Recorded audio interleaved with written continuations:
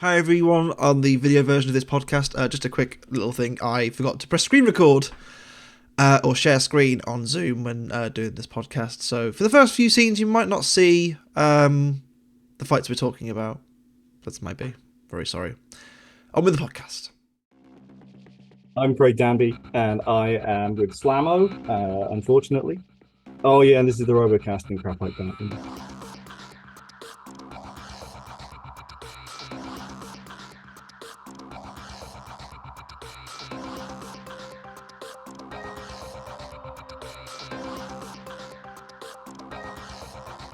Hello everyone, my name is Mammoth64 and welcome back to the RoboCast with myself, Steve the AmericanKilljoy David of Smeg, and joining us, the wonderful, the fabulous Unai Emery. Welcome. Oh yeah. How you doing? What a Good crossover. evening.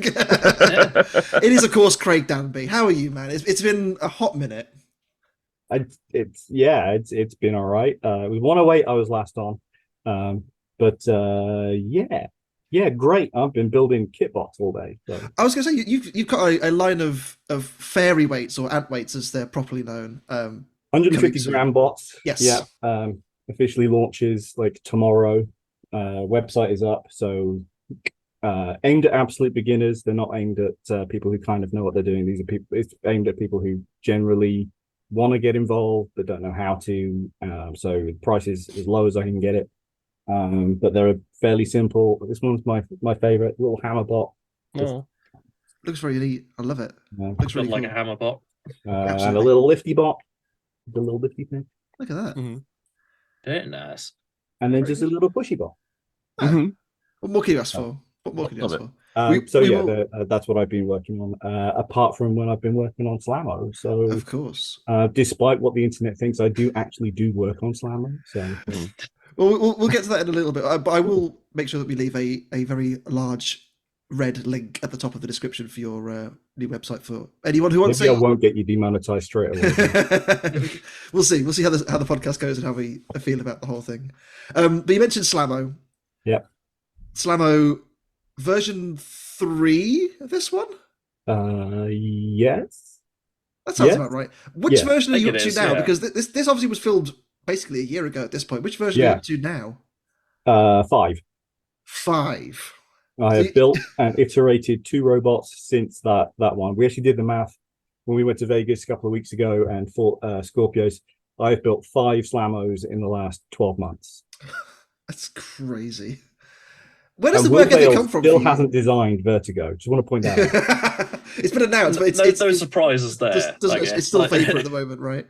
Still vapor. I mean, where does the motivation come from for just in the off season? As you mentioned, Will obviously he's a busy boy as well. He has high production after, and he's obviously working on Vertigo now. But you've gone away and you've built and designed and then built again and designed again. Where does that kind of inspiration and kind of desire to just keep going come from?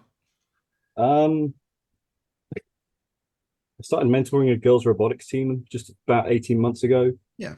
And they have kind of reinvigorated my love of building robots again.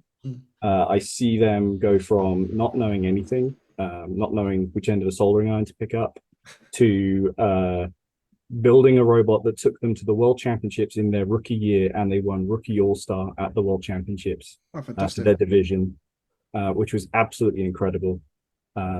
They just kind of inspired me to keep trying, because every time they broke something, they didn't just go build a new robot. They went and iterated and made it better. And that was it with Slammo. So we came out of filming last year, and I was really downbeat. I was really I came out of it thinking this is it. I'm done for a while. I'm going to take a year off and maybe try again in a year's time, or just help Chris or something like that. But I got COVID right after filming, and I sat at home and all I did was design robots, and all I did was CAD the next version of Slam. I was like, well, if I do this, and I do this, I can do this, which will mean I can do this. And the version that went and fought against Doom and Overkill, that was basically last year's robot in a different chassis. Just fixed the things that were wrong, and it worked really well. And then the new version that we're running now is the fix of that fix. So we made the chassis slightly bigger so it's easier to work on. We've made it all 1/2 inch thick AR 500. The front plate is actually 2 layers of 1/2 inch, so it's actually 1 inch thick. It's just so much material.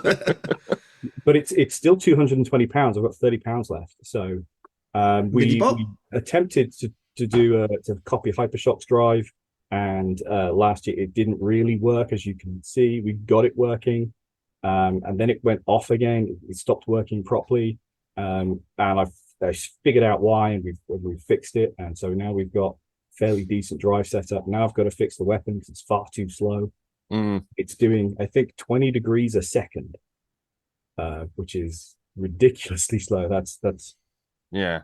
So new motor going into it, and then we'll upgrade it so that it goes like 10 times that speed, so 200 degrees a second or something like that. Yeah, I think most hammer bots would love a speed like that. Yeah, we've got like a 300 and something to 1 gearbox on there as well, so we've got the torque. And all it meant was going from an outrunner to an inrunner. So we went from a 10 kilowatt outrunner to a 10 kilowatt inrunner, which is just much higher RPM. And because we've got the reduction, we should theoretically have the torque.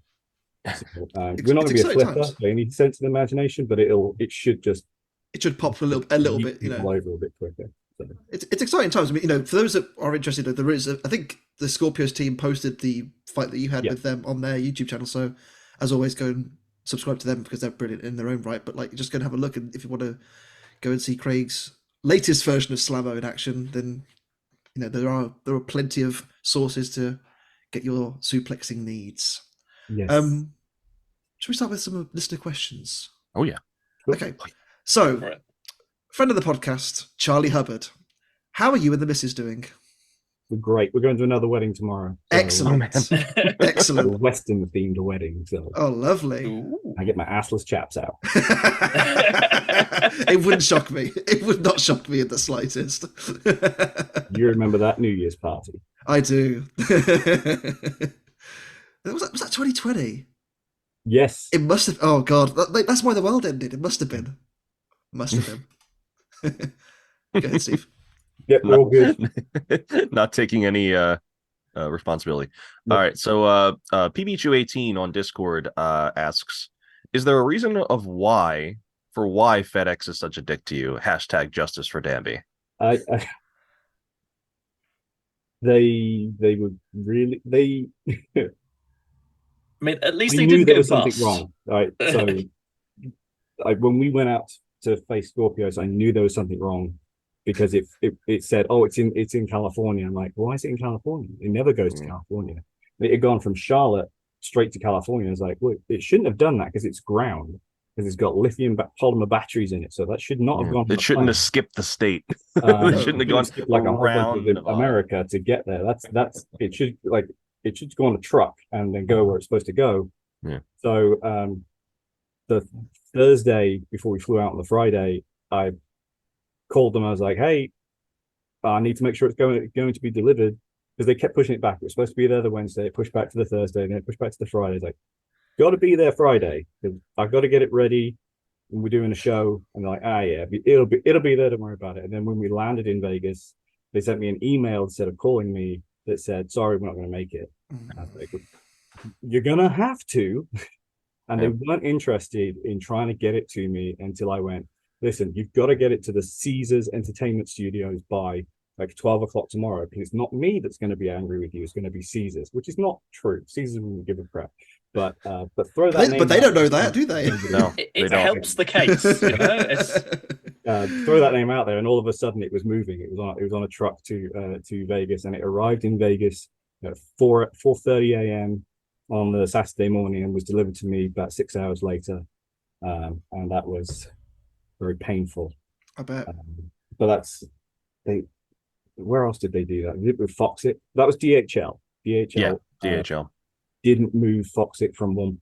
It arrived in America, went through customs, and then they forgot to take it to California for RoboGames. Of course, because as you do, just leave it in the crate.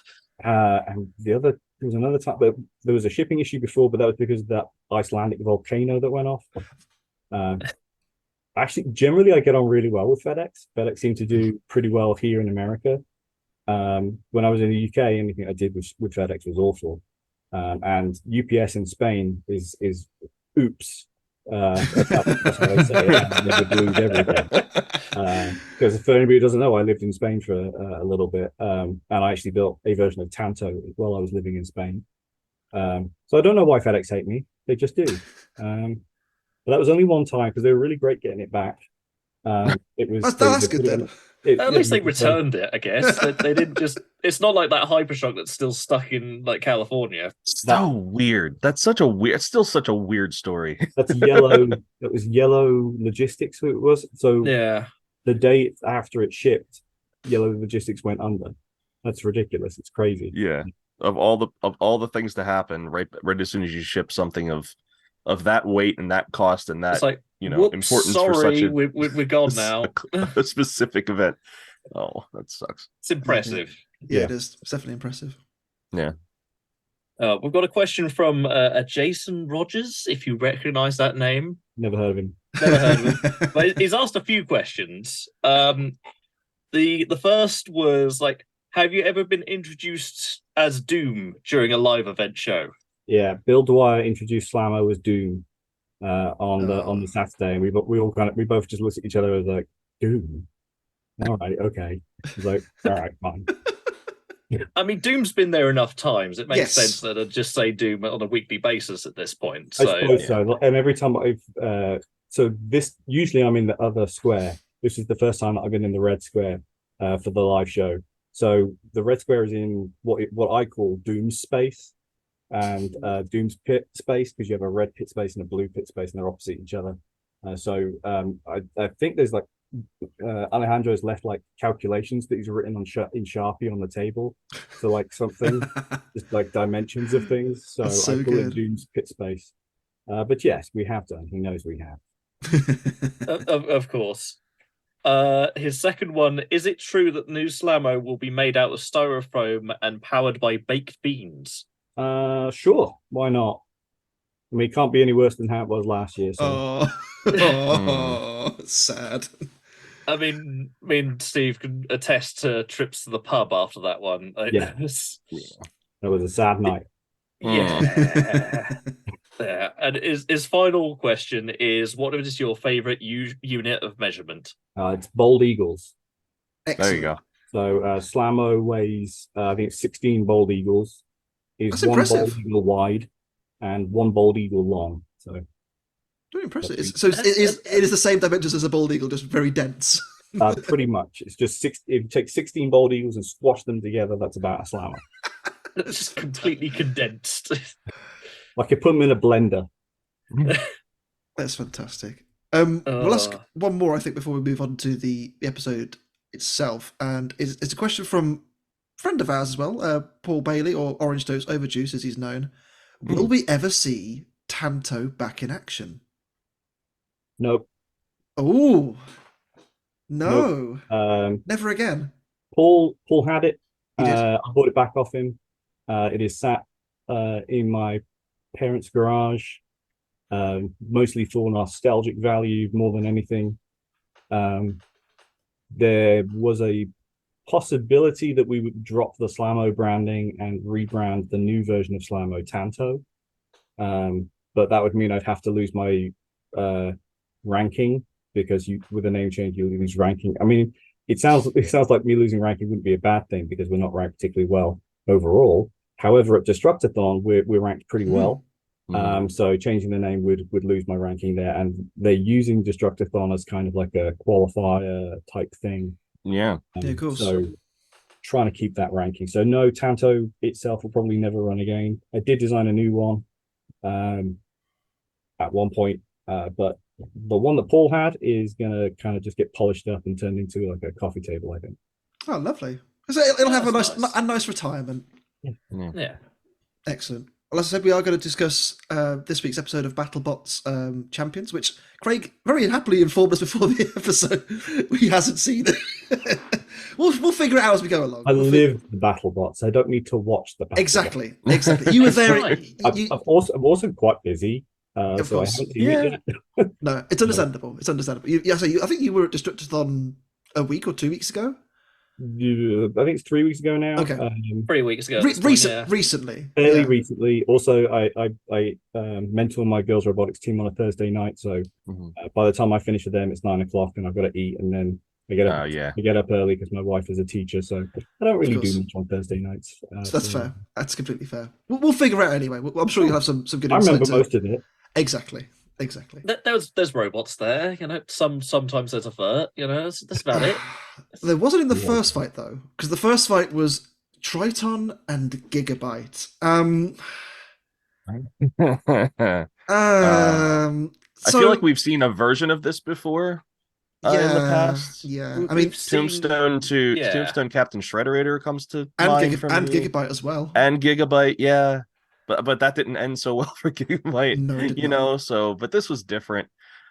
Well, I mean, to be fair, as we've kind of discussed with robots of this style before, geometry-wise, this is Gigabyte's fight to lose. It is essentially a wedge that 100%, all the way around the robot, and Triton you can't get a bite on it. It's just not possible. They tried their best. They did a decent job at the start, getting a good few hits off, but eventually Gigabyte kind of cornered them in that, like, kind of not in the short corner, but like in the corner of the arena, and just chewed it away and knocked the wheels off, and that was that, really.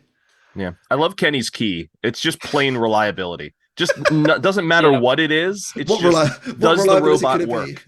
Exactly. And this is probably one of the tightest you'll ever see. The Vegas odds is 110. It's just they just gave it to Triton. I think you could have jumped it over to Gigabyte. This is one of those fights where they were just Gigabyte questioning who would actually survive with reliability, really, wasn't maybe. it? Yeah, because Gigabyte hadn't had a really great season leading up to this point, and Triton was a mixed bag. Even though they had a really awesome fight against Glitch, where they just feed the weapon in and just hope and pray that it exploded. That's and not it did. spinning again. That one though. No. I seem to remember in the pits, the feeling of going into this fight was that pretty much anybody could. Like, it was almost a coin toss as to it's Beckham. Really win it. That with Triton, because it's such a big, deadly weapon, like it can just need one good hit.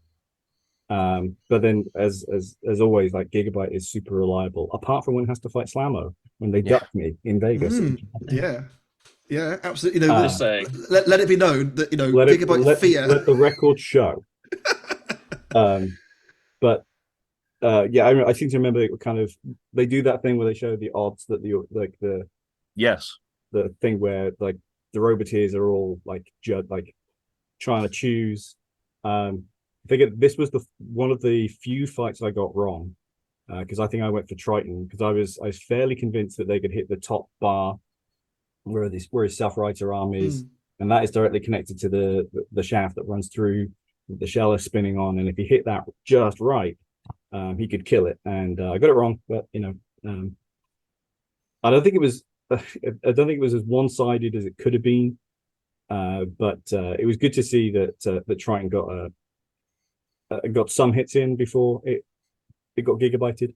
Yes, absolutely. Certainly gave it a good go. It did. I do fear this could be the last time we see Triton at BattleBots. Why do you say? If only for the fact that a certain other horizontal spinner may be available next season. And this is not a dig at the Triton team at all, because how do you choose Triton over Tombstone? That's the real. Oh, you meant Tombstone? I thought you were talking about Apex. Oh, that too. We've got to wait for that proving ground. We'll get to that later on. Later on. We'll get to that later on. Brad, who's driving Triton, works for BattleBots Destructathon. He does. And so Triton is there all the time. And I don't know if he's done any work on it since the Manta fight, but he fought Manta earlier this year. And it's incredible. It's quite the hit, isn't it? Like, it's like nuclear fission happens at that point, right? Absolutely sensational. It's one of the few things that BattleBots have actually posted from Destructathon Proving Grounds that everybody can see without being a supporter. I highly recommend people look it up. That hit is sensational. Beautiful. It's been nice. In a season where Tombstone wasn't available, Triton was an excellent Tombstone. Yeah. And I'm very happy that they brought it along. They pulled off some really good upsets. The Glitch fight, I think nobody would have said it before the start of the season that Glitch would have lost to Triton because of just the way that Glitch was last year and just the general shape of the robots. But it certainly brought some good moments, even if Definitely. they didn't necessarily Like want when to it eject all the exploded against batteries. Copperhead, Yeah. exactly. That was incredible. Just shit out all of its electronics, for want of a better word. It was great. The ejector seat on the back was particularly good at recording that. Excellent. Absolutely, definitely. It is a cool robot, but yeah, I do fear we'll see it again, but hopefully we'll see the team again. They may bring something else. You never know. And as Craig said, Brad is local. These are part of that Vegas. Kind of hard to not have a local team to Vegas. At least a couple local teams. With the event being there. Exactly. It seems to fit. 100%. And Gigabyte moving on to the second round. Beta and Double Tap. As mentioned in a completely original conversation, Double Tap using its alternative armor setup, not the fully welded one that they've got here, the one piece over the top of the shield, if you like. Mm-hmm. And Beta's just very good at dealing with horizontals, isn't it? Really? Yeah, it seems to be built for it. Yeah. There's not a whole lot else, you can do to it. Like it was sort of against Bloodsport earlier in the main season. They just drove around, and John is just a good driver at dealing with these horizontals, isn't he? You can't really beat him if you've got that style of weapon. Generally, I really like the combination of Jason from 4. Oh man, John Reed. Because Jason's probably the hammer guy. He's very much more the hammer guy in more recent years than John. Yeah. But John is still John. John's still fantastic. And I love Beta. I wish it was electric because I think electric hammers are far cooler. But I like that Jason's on board. I love Jason. He's my buddy. And Double Tap was just a weird robot. Generally, it used featherweight drive motors. Quite frankly, these tiny little drive motors, and it's like, you guys are going to get pushed around. Nah, they're like 1,000 horsepower. 1,000 watts. It's like, oof, okay. You'll learn. It's fine. Yeah. But that's what they came to do. They came to learn, and that's exactly what they did. And John taught them a whole bunch of things. They need to have a slightly better base plate, for example. I was going to say, man. I don't know what it was. Was it just like UHMW? It must have been, right? Or like very thin, mild steel or aluminum or something. I want to believe it probably is metal, just because of the way that it kind of just deformed under Beta's No, it hammer. is. It absolutely is. It just Beta makes it look like paper mache. Oh my god! It just went straight through it. And the hammer wasn't fully retracted, which we'll see a little bit more later on. But it wasn't, getting the full arc of the swing over as well. It was only getting like a kind of a half a hit, and it was just still cleaving through it. Mm-hmm. Very graphic, very graphic. I did see some people online complaining that Beta was killing a dead robot, and I'm like, it's the last fight. It's like, who cares? I'm sure they would. That's the one thing about this ending tournament is that I have a strange feeling that the people building these robots, unless they really care about what happens to their robot fully, and they sit it down nicely and give it a pat on the head and walk away. Whereas Ray will just throw his bot down and just leave. It's one of those things where it's it's the end of the tournament. I've been to events where just kill the thing. It's the end of the event. I'll rebuild it. You know what I mean? Because that's just what we do. It's done now. It can be trashed. Yeah, there's within reason. A lot of that. You get to this tournament and it's do or die. It doesn't matter. I think the guys with Double Tap, they've got quite a bit of money behind them by the looks of it. So they seem to just roll in and go we don't care. They didn't care whether the robot was destroyed, and they didn't care how many fights they got. They just wanted to be there and have fun. So they did. So and fun they did have. Yes, they put on a good show for the fights they had. Yeah, there was one fight of theirs that sucked a little bit, but I think that was probably due to their opponent. So we won't go into that. But there's very much if you start doing something like John did, if you go, hey John, that's enough, he would back off. Of course he would. There's very few teams that would a gentleman's agreement. But pretty much the gentleman's agreement. I think if it had been a problem, Double Tap would have said something, and if they'd have said something, John would have stopped. So of course, yeah, it is. John's that kind of guy, isn't he? He's been on the receiving end before of a pasting, and I'm sure he's respectful enough to not write off an opponent that he knows where the expensive bits are as well. That's the other thing. Like, the base plate isn't that expensive. Like, it's the bits underneath it and kind of hidden away, which are a bit more juicy. But again, he didn't really hit any of them, so nothing to see here. No. You put down the alien creature and then just let it go. Just let it go on its way. Absolutely. Our next fight. Yes. Oh, Craig. Where do we begin? Where would you like to begin?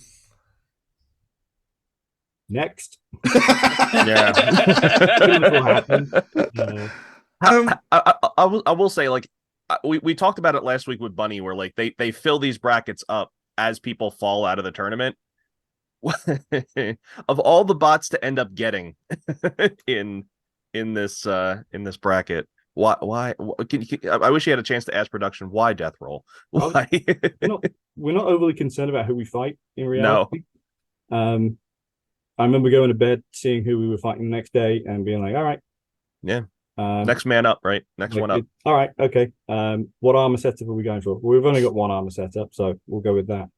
Just to make sure it's underweight.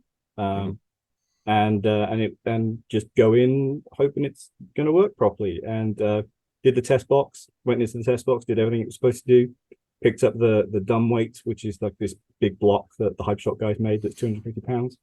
Picked it up, put it down, drove around a little bit, pulled it out, put it in the pits. Hadn't been interviewed pre-fight, so they did that right before we were rolling in.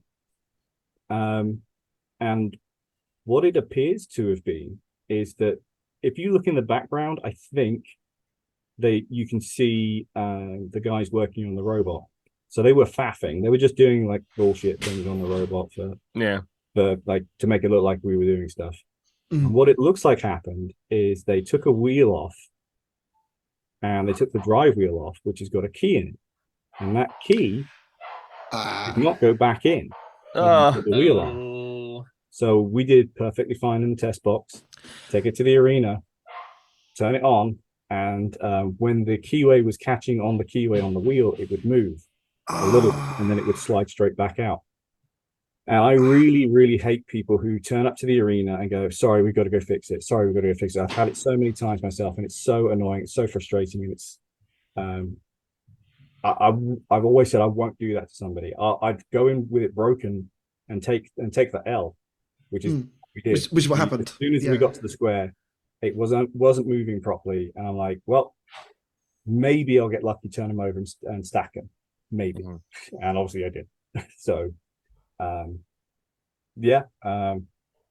got to stop letting my pride get to me in that aspect that I won't let that. So if we'd have gone back to the pits, which is immediately what we did after the fight, obviously, and there's a keyway on the floor, I instantly knew what it was. And I was like, okay. It kind of reminds me a little bit of like, I remember, was it Series 9 Foxic, where like something like the weapon was like, it was something was with the weapon, and I can't remember. It just wiggled itself, right? There was a mid shaft where it was screwed in on both sides, and I just done to put the chain on, because it was one piece. You had to knock the shaft out and then pull it back in, and it latched back onto position. And you put a bolt in to make sure it can't move back out. And I've been so busy helping rebuild other robots that I didn't do the little things to make sure that it worked, and it wasn't in there when I went to. So as soon as I fired the lifted this out right, it reminds me kind of that. Like it's very similar kind of way to go. Like, just like a small minor thing, which you'd never like. It's the tiniest little thing, but it has dire consequences. Minor thing that becomes a major problem. Yes, it's probably my biggest failing is that I don't have other people involved. I build the robot myself, and other people help me out at the event. Whereas Jason, with his questions earlier, a good buddy of mine, we've been hanging out for a year or so now. He's a ball of fucking energy. This guy, he's great fun. If you've met him, he knows how to make purple fire. Yeah. He's a really, really great guy, and he's very much capable of finding those little things that I haven't done properly and making sure that we do them. So bringing him into the team, which is what we've pretty much done now, he's going to fix those little things, and he's actually coming to help me with the robot, and he's helping me out with other bits and pieces with design and fabrication, so takes a load off me and stuff like that. So Jason's probably my secret weapon for moving forward. Yeah, hopefully that's the key going forward. Yeah, I it's- always feel like I get to like 90% of the way towards a good robot, and then that 10% is what kills it. no, No disrespect to Death Roll guys, they did. yeah, It's a great did robot. everything They've they had a needed to fantastic do. season. They're wonderful engineers. Mhm. They do so much for the sport down in Australia, which they don't get credit for. Mhm. They're a huge promotion for the sport outside of America. So I think Death Roll is a terrific robot. We knew we were probably going to lose it anyway. It wasn't being set up for a surprise fight between us and Triton in the next round. It was being set up for a Death Roll Gigabyte kind of confrontation. Sure. We saw that. We knew that. We just wanted to put on a good fight, and we didn't even do that. But at least the interview afterwards made people laugh. So yeah. I'm so glad. I'm so glad they kept it, because like literally every other like losing team interview they cut, and they actually kept yours in. That's great, because what more can you ask for? At that point it's like, well, I've got some funny speak with Chris and Kenny, which is what you want to see. You did mention as well. Obviously, you fought Death Roll before. It was a while ago with Foxtrot. How in a field where everyone's kind of moved forward a little bit since 2019 or 2018, whenever it was. Does Death Roll still stack up even now? Obviously, they've not changed much to the naked eye, and I don't think they have changed that much, like, in reality as well. I think they kind of said they kept it in a crate for 2 years and brought it back. Like, does it still stack up as like one of the very best out there? yeah, I think they were very good at a time when the ground game was less important. It's still such a good robot, and it's not playing the ground game. That's really telling. The geometry of their weapon is it's aesthetically pleasing because it's like a shark tooth or a crocodile tooth kind of shape, but at the same time it hurts. It's a real weapon. They really do stack up still. I think if Steve and the guys start throwing on some little flappy forks on the front just to get that ground game, they'll be top 8 again pretty easily. Absolutely, it does seem like a bit of a beast, and obviously we'll talk about it, how things unravel for them a little bit later on. It's very unfortunate, but it's great to see that they've come back as well. And unfortunately for you, it was kind of at your expense, but it is what it is. It is what it is. Sometimes it do be like that. Sometimes it's like that, and it always seems to be me. One day it won't be. I have faith. One day. No more apologies to Craig Danby, hopefully. Will be required. And we see a cool bit when we come back from commercial. We see a cool bit when we come back from commercial of Death Roll, like working on the whole robot and all the bits. I want to say, did they bring those 3D printed teeth through customs? If so, how do they explain that? I have no idea. Australian customs are some of the most strict in the world. They're the funniest as well. Great. They are the funniest. They're great. They are the best. So when I was traveling, I traveled back from New Zealand and I was going back home. And I stopped in Brisbane, I think, and I got pulled aside for additional screening. Of course. They're like, listen, you're a single guy traveling by yourself. You're going to be the #1 person with drugs. We just need to check your stuff. It's like, no problem. Whatever. They're so funny. And they were just cracking jokes and the whole way through it. So Aussie Customs is amazing. If you ever watch like Australian Border Force, it is another level compared to amazing. Everywhere else in the world. It's great. It's wonderful. Good old Death Roll. Yeah. Our final first round fight. Oh, Mammoth and free shipping. Where do we begin with this one? I mean, it was going fine until the chain went, which feels like a summary for most Mammoth fights, unfortunately. It was absolutely bossing free shipping, like at the start, wasn't it? Like flinging them away. Like I was like, okay, maybe we're going to see Mammoth actually do the business here. And then, as you said, David, as soon as that chain goes, what can Mammoth do? They haven't really got a plan B, have they? Just sort of smother and hope for the best, but that's yeah. In a world where kind of really so much you can do with most robots are like going to hit you pretty hard if you try and smother them, like it's not ideal for them. And I think they did start to lose one side of drive as the chain went as well. So I think it kind of did cost Mammoth in the end. But until then, it was, as you said, it was a great showing. They really had a good effort until sadly their weapon went. Yeah, there was respect there with free shipping only being a -120. And again, the Kenny's key just being Mammoth's reliability, based upon if free shipping was to win or not. But Mammoth's got that really great front end, where you have all those forks, and there's kind of not a way. This is one of the things with Mammoth that's always been tough to fight, because you just can't seem to get around them all the time, because it's such a hulking there. design. Yeah, it's just there. You can look at the sides and see the wheels are nice and juicy and they're there and you want them, but you have to go through you got to go through the front. And that's exactly what free Craig shipping would have did. any experience of going through the front of Mammoth at all. No idea. No, not twice. Definitely not twice. No. Yeah, but this fight definitely changed once the chain went, obviously, because that's Mammoth's whole gig, and then once that's gone, it's really just a frame on wheels at that point. So you can just do anything you want with it. And Gary sniped the other wheel, and that was that, really. Yeah. Mammoth was sadly extinct. And I am glad as well they included Ricky's post-fight interview in this fight as well, because obviously, they kind of broke in the, are you going to retire it? Are you going to retire it? And he's like, no, I'm not going to retire it. I don't think there's not a world where I don't want to see Mammoth in BattleBots, because it's just such a curveball.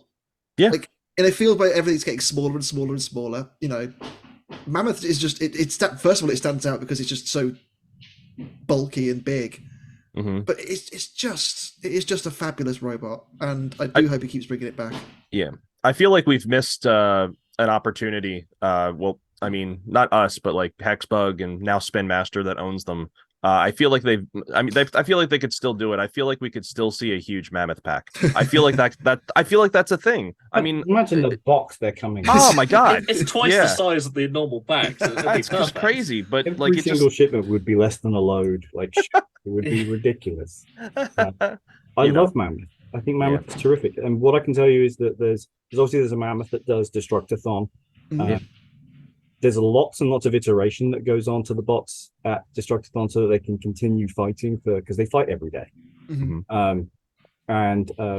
It looks like they've begun to, like, Ricky's been out there and he's got a fix for the weapon chain failing.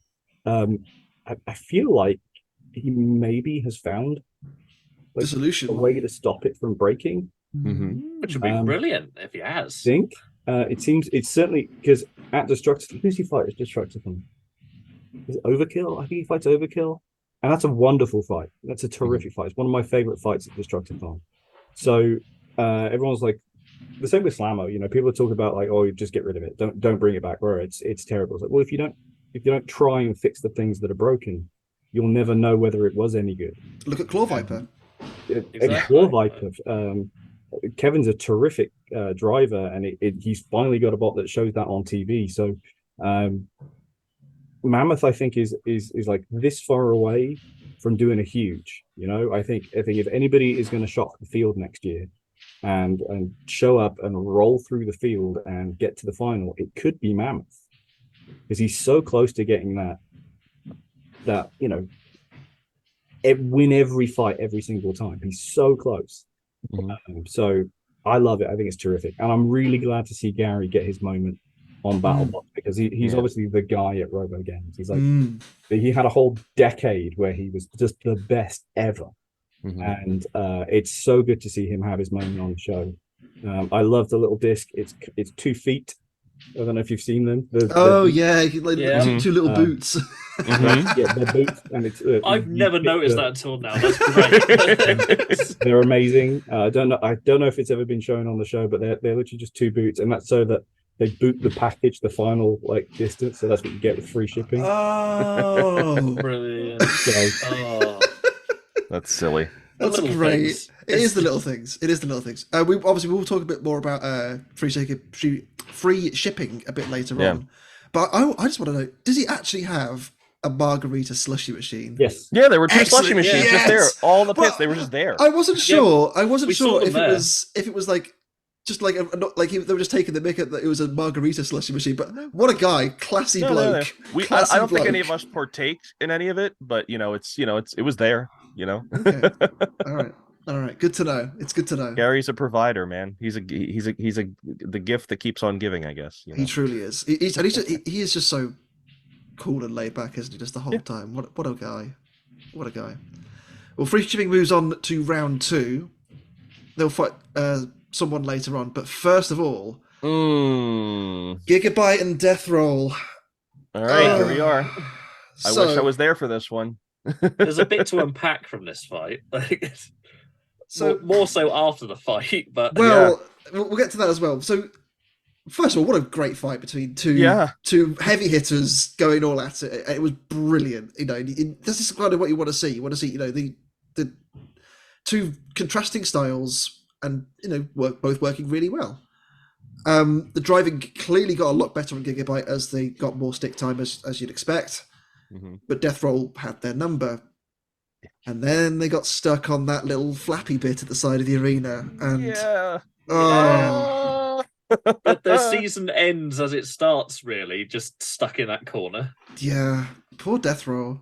The key being Stephen Martin's aggression in this fight, and then being favored 130, minus 130. So there was a clear edge here, because I mean, you think the last time that Gigabyte fought a really, really scary vert was what, Hypershock? Or maybe there was one. I mean, they had Endgame in the main. They did, didn't they? That's true. All right, you know, this is what happens when you film the season a year ago. Yeah, and they don't make really good. I mean, we were watching it this time last year, Steve. You know, you should remember it. I just, you know, it's funny you say that. My phone just gave me like, a memory of where you were this time last year, and I had taken a picture of my pit pass.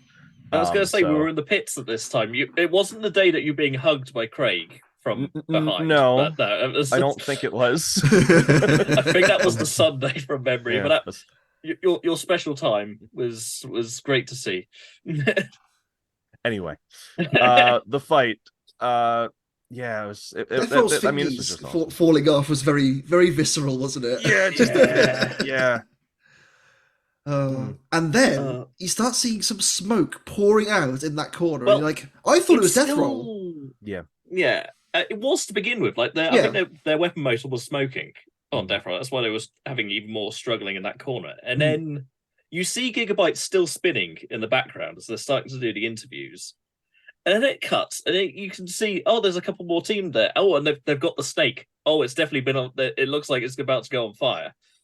Oh dear. And then it erupts because they would just threw the blankets on it to get it outside as soon as possible, because they knew the lifos were very not happy. So did it get stuck on then? Like, I'm assuming Gigabyte just got stuck. I think it got stuck on for a little bit. From memory, it was a good long while before they did the interviews on this fight. Like, Jevon wouldn't be able to attest, not only because he's not here, but also I think he had the bot flu at that time, so everything was a bit delirious. Bit hazy. Yeah, but yeah, it was a good while and then it erupted. Which, just an FYI for everybody watching, bot flu is hangover. Was this the night after he'd had like 6 or 7 ciders? I mean, that was most nights. You'd think he'd build up a tolerance by that point, right? COD, remember? That was. You'd think he'd build up a tolerance by that point, wouldn't you? But he's built it up now. A year later, he's getting there. We'll make a true drinker out of him yet. Eventually. I mean, it was a pretty mental fight. The fact that Gigabyte managed to get through is great for them. Fair play to them for that. Yeah, definitely. But it's a shame, you know. Death Roll was kicking their ass, and then it wasn't. Yeah. And it survives that monster hit, and then unfortunately it gets stuck behind the flap. And I think they did try and release it, but then it was just kind of wedged in there even more. It slotted in even better than it was before. And then that was the end of it. It just wasn't coming out nicely from that. No. And with the strange way that Death Roll has to kind of roll over with itself, right? Or it's not just a clean like up and over. It kind of has to like, I don't know. Sort of drunk. Visual audio listeners are not going to understand that I was making motions there. But yeah, it takes a little more room for it to roll back over, and the space behind the flap wasn't enough. Never is. Redesign for next year, maybe. We'll see. Well, that's the thing. Is like we talked about Death Roll not having ground game. Do they finally go back and rework the bot? You know, like now that they'll have time now, instead of just bringing the bot that they brought in 2018. 19, yeah. Sorry, the years are kind of blurring together, aren't they? But yeah, so maybe we'll come back and see a brand new, because this is a bot that really basically is, you know, it's great white, you know, at its core. rebranded for BattleBots as a shark, from a shark to a croc. You know, I mean, it's there's the bones from that robot are probably quite creaky at this point. You know, it's gotta. There's probably some reworking to be done. Who knows? They might already be working on a new one as we speak, or you know, just massaging it. You know, getting it ready for next time, hopefully. You know, because there's some good bones here. I mean, this bot clearly has a chance to shake up some brackets. It has in the past. I mean, the other thing as well is, let's face it, they never put on like a dull fight, do they? No, I can't remember one. Yeah, I mean, look at the fights they lost this year. You know, this fight was pretty good. The Hydra fight was, I mean, that was just getting launched to the ceiling, was just insane, wasn't it? There was a lot of chaos in that fight. And then the other two, they lost to Monsoon and Cobalt. So again, they were both pretty fun fights. Good fun, yeah. Nothing against them there. Not at all. Meanwhile, Gigabyte move on to the final. Yeah, I know, right? This bracket, after having the season they've had, more stick time clearly has improved the way that this robot looks, and there's more confidence probably going into the next season. 100%. Well, the semi-final was free shipping versus beta. I'm glad they didn't use the boat armor. Yeah, I was worried they were going to use the boat armor just because John was going to. Really? Oh, I mean, I expected him to. I'll be honest with you. Like, considering he used the boat armor against Whiplash, of all things, which it is a vert, but it's not a vert, is it? It's a lifter with a vert on it. Mm-hmm. You'd think he'd use it. It'd be more likely to use it against this because it is a vertical spinner. That's its weapon. And yet he didn't use the wedge, and then got turned over once, and that was fight over. Yeah. I mean, do you know, Craig, at all what happened to Beta's weapon? Because it just wasn't retracting. I mean, I mentioned it in the first fight when they fought Double Tap. It wasn't retracting once they fired it, and it didn't do so here as well. I don't know. Pneumatics is not really my thing. But I seem to remember there being a conversation prior to that, after the Double Tap fight, where it sounded like they had something in the valve, and because there's such a quick turnaround in this, I seem to remember Jason thinking that they weren't going to get turned over. So immediately gets turned over. Yeah. Oops. Yeah. Again, it's just one of, like, Beta is such a good robot. Like, it's so well made. Mm-hmm. It's so beautiful inside it. It's like the engineering behind this robot is absolutely terrific. So it's another one of those bots that is like 90% of the way to being like one of the best in the world. And it's those tiny little things. And I think it was built like super quickly. They threw it in the crate and it came to America. So, you know, I don't know that it was as good as they wanted it to be. Yeah, this is the episode of tiny little things that go wrong. You know, where we had, I guess yourself, Craig. Yeah, Double Tap with their inability to get back over after getting stuck on the wall. That's a big design flaw. Well, they did have a Shreemec originally, but they had they did. But I don't think you could Shreemec, have used it against the wall. No. If I remember correctly, what it was supposed to do, using that right against the plexiglass might not have been a great idea. No. And then you have this fight where, you know, Beta there's probably one little thing in that linkage it's just gone completely wrong, and that's it. Yeah, the marginal gains are to be found are kind of you know, it's only small things, but you see it all the time in other sports as well. And you don't turn around to say, so the difference between soccer fans, Man City have had a bad run. They've lost 2 or 3 on the road in a row in all competitions. And the difference between them winning those games and losing those games is marginal. There's so many little things, but nobody's telling Pep Guardiola he has to retire because of those little problems. Formula One teams go through it all the time, where they have, like, this weekend is the US Grand Prix in Austin, and Red Bull aren't like at that peak that they have been all season, and it's because the track is a bit bumpier than their aero is designed for.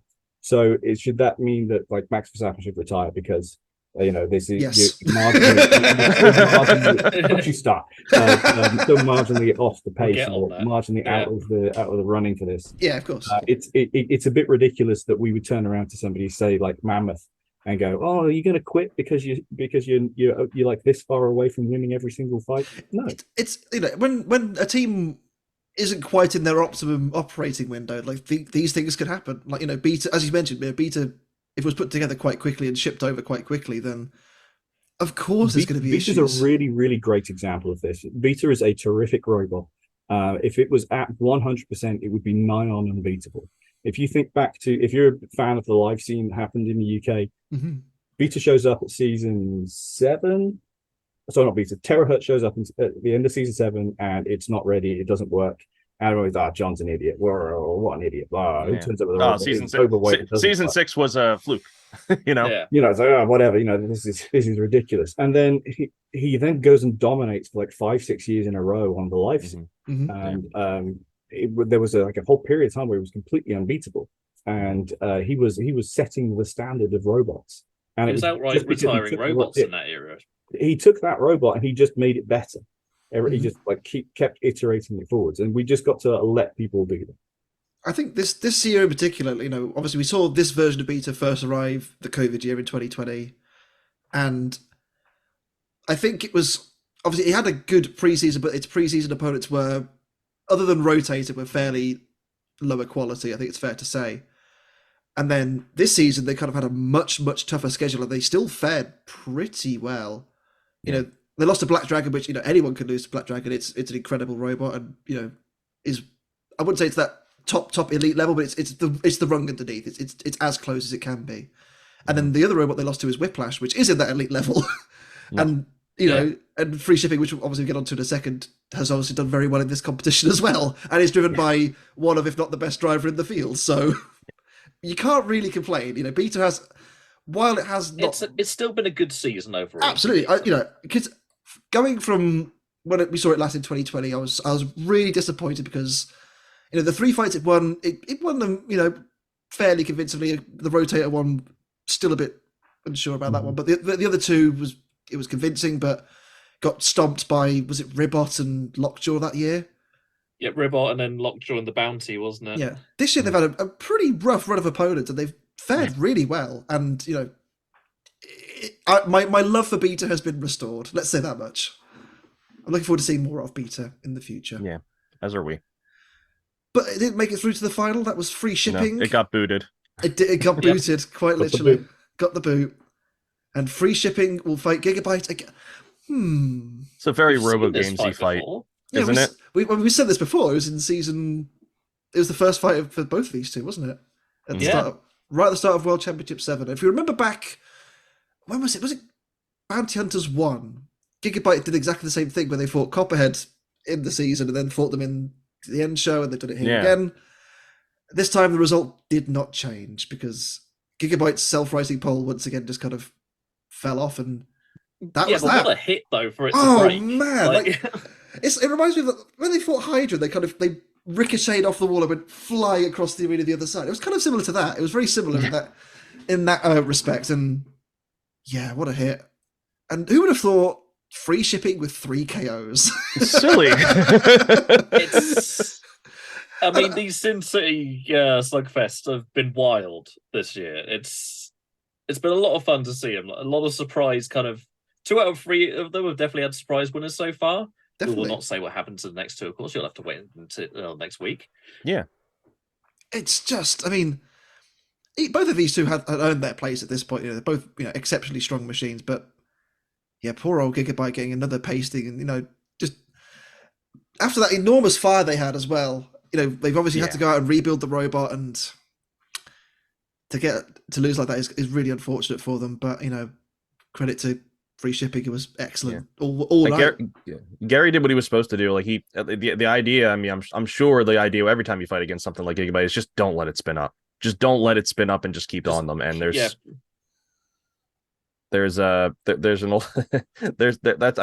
really the deal with any robot. Really, just don't let their weapon get spun up.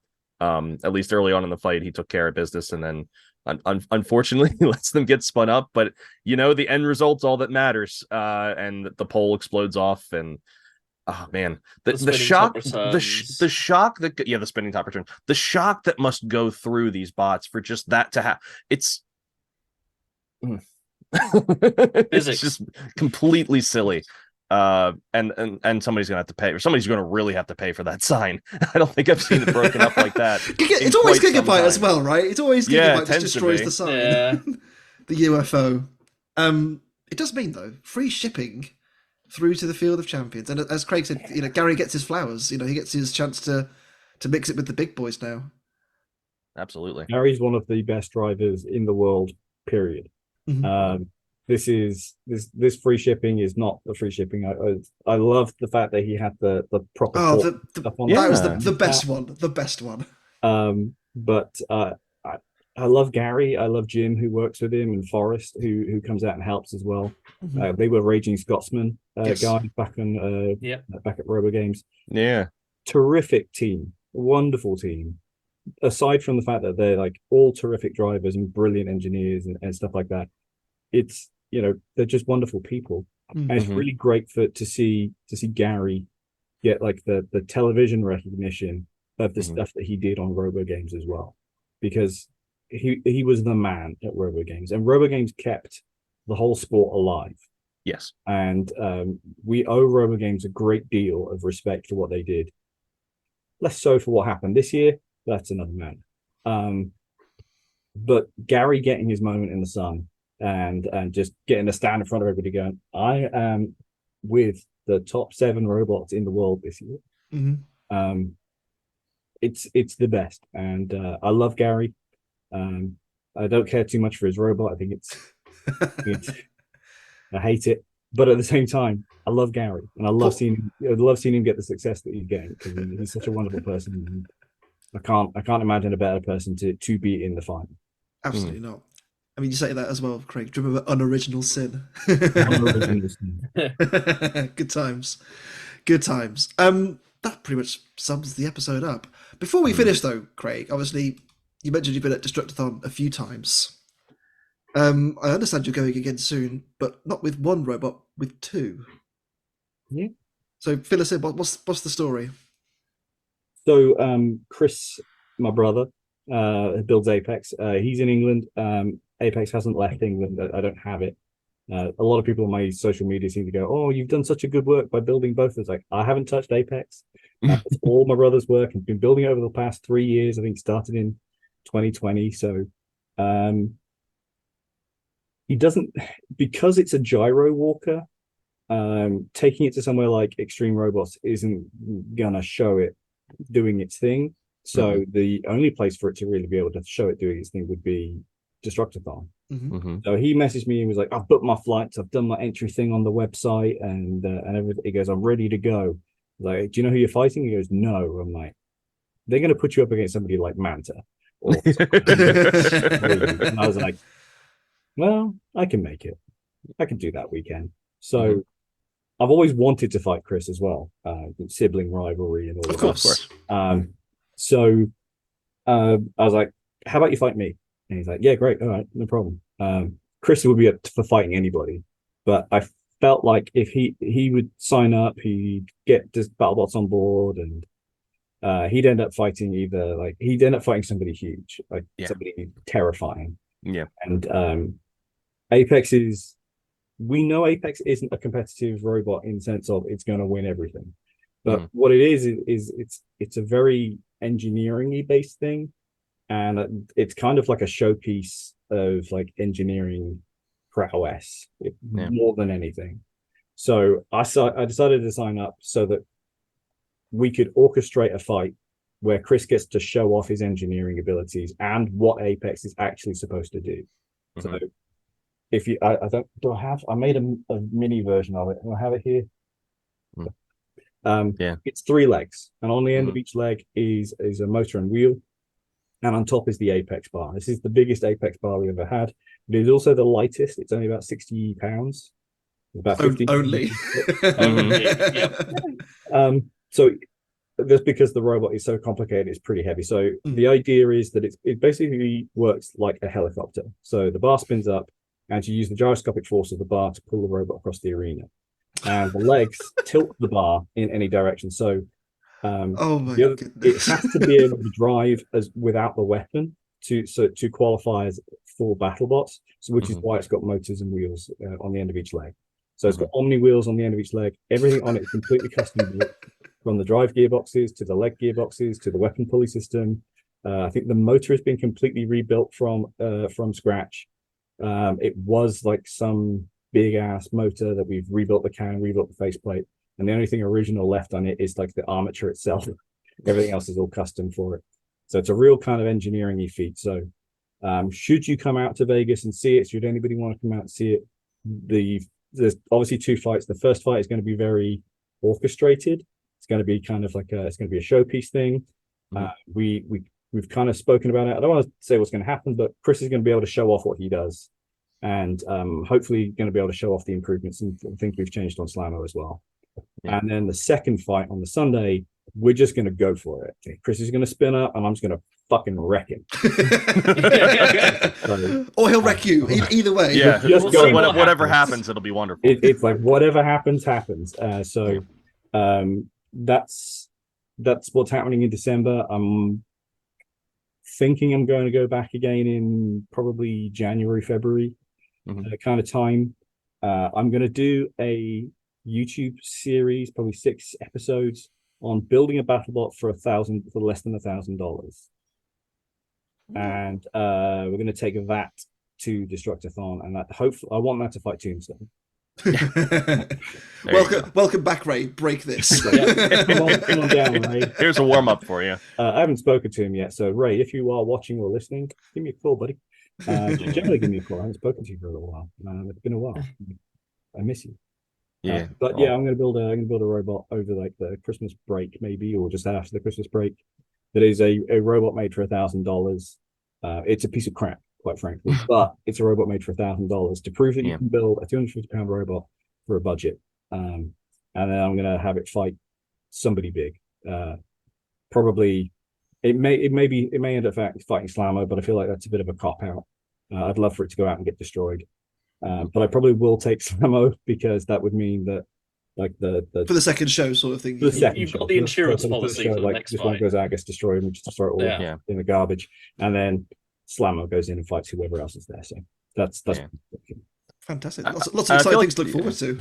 Yeah, absolutely. I feel like this feeds in, like, from what Bunny was talking about last episode, where we have enough hyper competitive machines, like extremely hyper competitive machines in the sport. We need more variety, we need more crazy, we need more helicopters in the arena, which is I'm very intrigued to see how Apex is going to look once. I would love to see just how it moves, just genuinely, with how you described I built a ferryweight version of it probably 12 years ago, which is what the idea came from.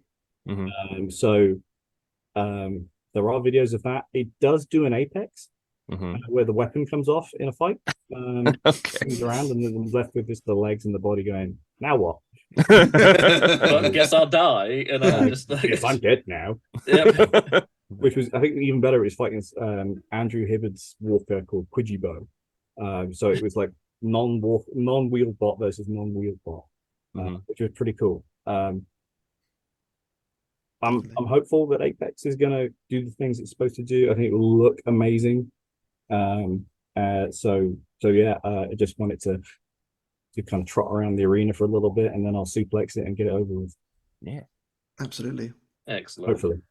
Fingers crossed. I mean, I'm very excited either way, and I'm really glad that, Craig, you've come and joined us again, because honestly, like, first of all, you're a top bloke anyway, but like, it just, the way that you have so much passion for fighting robots, not just BattleBots, but across the board, really. Like, you just, I know it's been your life since you were very, very little. 12 years old when I started. Yeah, exactly. But that's what I mean. Like, it's been your life, and the fact that the passion is still this strong is just it's wonderful. And I think I have moments where I'm ready to step away, and everyone does, right? We came out of last year, and I very much wanted to not do BattleBots this year. I think if they had done filming this year, I wasn't going. I was going to take the year off. I was going to get things working how I wanted it to, and then I was going to come back. Luckily, filming hasn't happened, and I've spent the year tinkering with a robot. I also changed jobs halfway through the year, and I've gone from being just a design engineer to being the director of engineering for a company, and my responsibilities and stuff have gone like through the roof. Wow. Nice. But I do love building robots, and what I think is probably more my future is helping other people into the sport. Mentorship. But I think the best platform for me to do that is to do well at BattleBots. Yeah. And so my desire to do well at that doesn't necessarily mean winning BattleBots. I don't think I need a giant nut or a bolt to have been a success. I would like 1 year, just 1 year, to make a tournament run that it doesn't go out in the very first round, or just to make the tournament again would be great. I do feel like this 5th iteration of Slammo is pretty good. It's so far so good. There's obviously things to fix on it, but I think you can see the pathway to like where I you can want see to the get pathway to. forward. Whereas I've looked at the bots previously, and I look at it and go, I've got to start again. Whereas this one feels like there's a way forward. There's a pathway for it to not suck so hard in future. And I've given it a giant googly eye. Oh, perfect. Yes. And it's got a mohawk and pink hair. Yeah, exactly. Well, so the updated version of that is that the hair is made of pink zip ties. Okay. So you'll be able to run through his hair.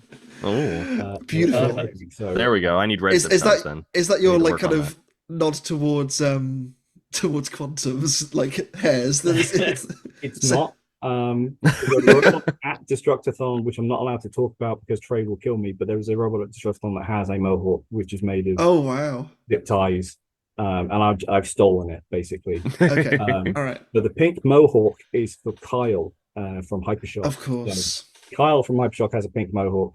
He does. They have done so much to help me get the robot working that it was always going to have a mohawk, but it was going to be green because I like contrasting colors and stuff like that. I've got loads of green paint left over from when we had mobile, so I thought I'd just use that. But Kyle's helped me so much that the pink mohawk is a nod to Kyle and Hypershock and the stuff that they've done. But the reason it's black and pink now is because I've stolen the colors from my girls robotics team. Their colors. I was gonna say, yeah. So, GeForce Robotics, find them out there. 9008. That's what the Y9008 is on the side of Slammo as well. That's just a thing to them because eventually I think they're gonna. The idea is that I can make Slammo not suck so hard. Slammo gets better and runs better for a few years, and the girls age out of first and they move into BattleBots and they take over running either Slammo or something else, and I just sit back and mentor them through BattleBots. Fantastic. Because they're an all-girls team, and the reason I help out an all-girls team is because in my entire career, from the age of 17 when I became an engineer to now, I can count on one hand the amount of female engineers I've worked with. Yep. The women don't get the opportunities. My wife is a terrific mechanical aptitude kind of person, but she never had the opportunities when she was younger. So giving kids and girls the opportunities to do these things is terrific. So that's why I help. So so buy my kit bot. Yeah. Absolutely. Yeah. As I said, man, cheers for your time, Craig. You're honestly an absolute Thanks star. for having me. I'm sorry the robot sucks still. It's getting there. I have faith. It's fine. It's all good. We'll get there. One day. With that said, I have been Samuel64. I've been Steve the American Killjoy. I've been David of Smeg. And I still suck. You do not suck. That is a lie. The three of us, at least, will see you next week for more BattleBots Champions. We'll see you then.